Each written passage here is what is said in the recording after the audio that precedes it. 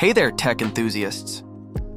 Today, I want to share my experience with something that caught my eye on TEMU, a 3000 mAh portable phone charger that seems almost too good to be true. And let me tell you, this is a story that might save you some money and headaches. Now, we've all been tempted by those super cheap power banks on TEMU, right?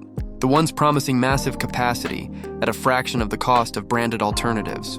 I mean, $3,000 mAh sounds amazing. Theoretically enough to charge your iPhone about 10 times over. But here's the thing, and I learned this the hard way. When something seems too good to be true, it usually is. Let me break down why you should think twice before hitting that buy button.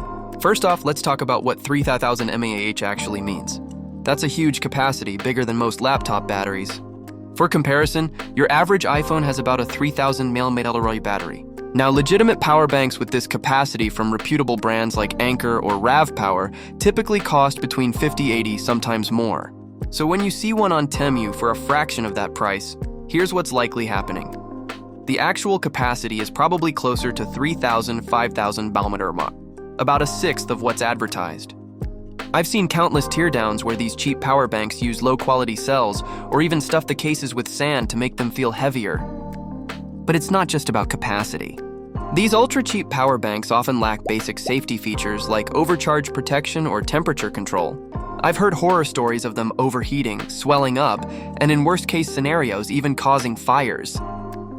Look, I get it, we all love a good deal. But when it comes to devices that store this much energy and connect to your expensive smartphones, it's worth investing in something reliable. Your $1,000 phone deserves better than a sketchy $10 power bank. My advice?